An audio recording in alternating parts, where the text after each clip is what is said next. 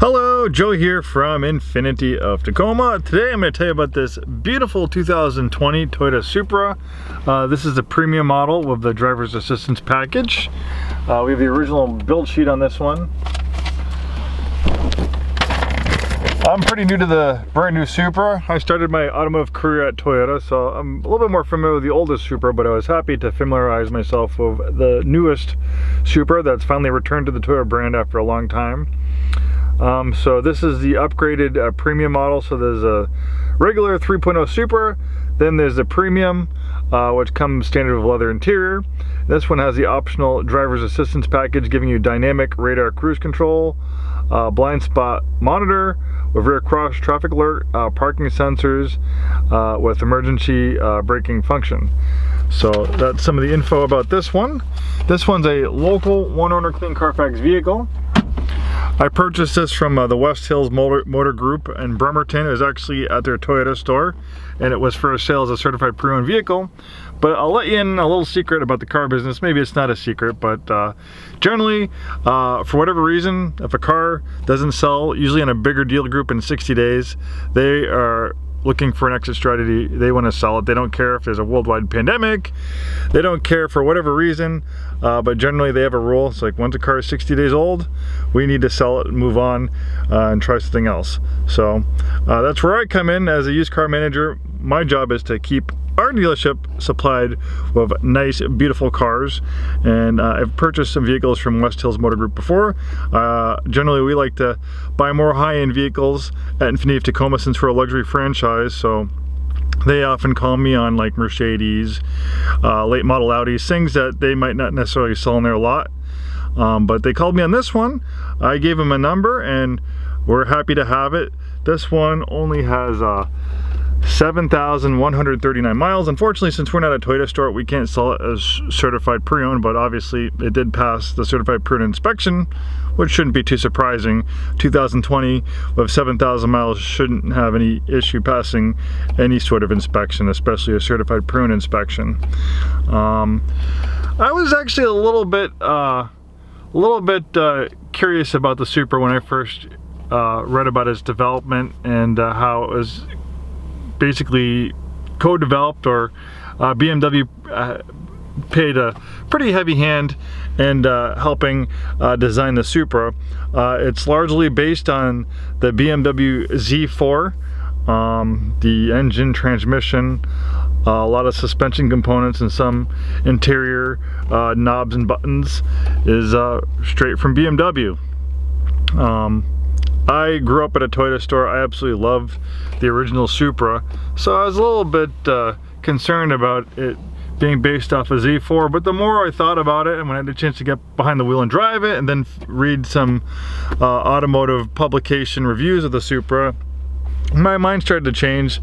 I absolutely love the early generation Supra. I was a fan of the Supra working at a Toyota store before Fast and Furious came out, where it kind of put that car on the map. I was actually kind of disappointed the way they put all that horrible body work and paint job on a beautiful Supra Turbo. I think they look the best when they're stock.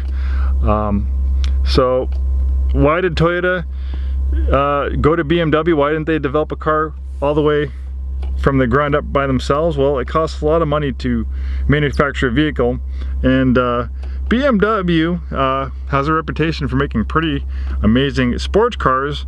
And like the last generation Supra, what was made from 93 to 98, the popular version featured a turbocharged inline 6. You could also get it without a turbo, but the ones of legend have that turbocharged inline 6.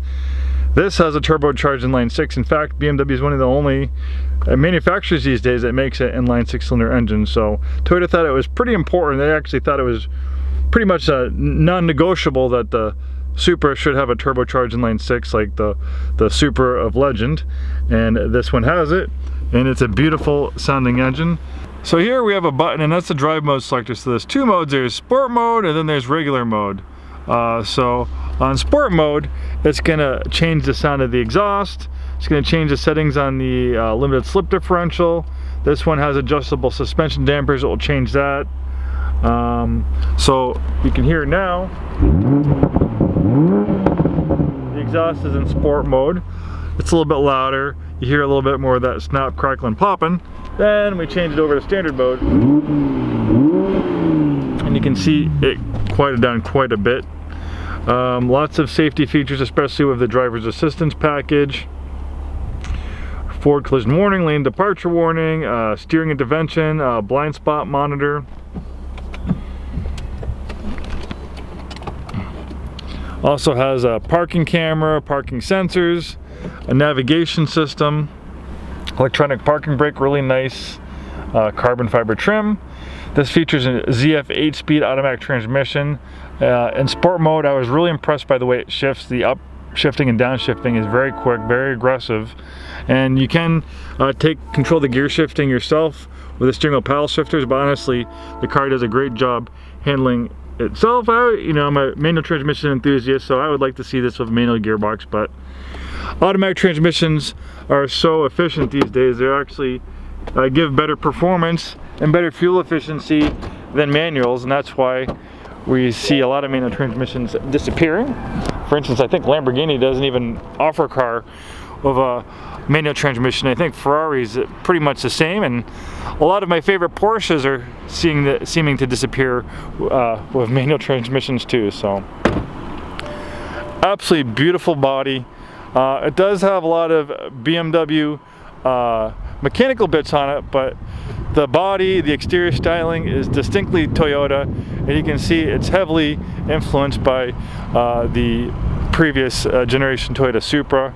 Really dramatic body contours, very wide track. In fact, according to my research, this has one of the shortest wheelbases and widest tracks out of any production car you can get in the United States. And its handling is pretty unbelievable. Car and Driver magazine got it to do 1.07 Gs on the skid pad, which is pretty lofty numbers. Usually that's performance numbers that you see in performance vehicles that cost a lot more money. Beautiful LED headlights.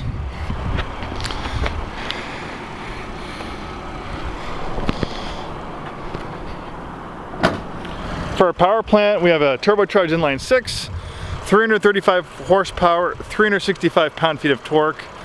Not a very big vehicle, so 0 to 60, I think it's 3.8 seconds, quarter miles, right around a 12-second range, and along with amazing performance, along with amazing acceleration, you get unbelievable handling, humongous brakes, big brake calipers, very sticky rubber. If you happen to live in a different part of the country and you really like the Supra, we have a very big pre-owned business. We have experience selling vehicles out of state pretty much almost on a weekly basis. We can help arrange shipping just about anywhere in the US. We can get you a shipping quote. We can help you get the vehicle licensed and registered where you live. As far as taxes go, generally you're going to pay sales tax where you live. Just as long as you don't have another residence here in Washington, you're going to pay sales tax, if applicable, where you live. Maybe, like me, you dreamed of having a Toyota Supra back in the 90s and you couldn't quite afford it. But maybe now you can, and what better way to make that dream come true than in the latest version of the Supra. And Car and Driver magazine, they have a great archive review of this thing, called it one of the best driver's cars Toyota's made in quite a long time. And I think they definitely hit a home run with this generation of the Supra. Even though it does have some BMW DNA in it, I think it's definitely worthy of the Supra name.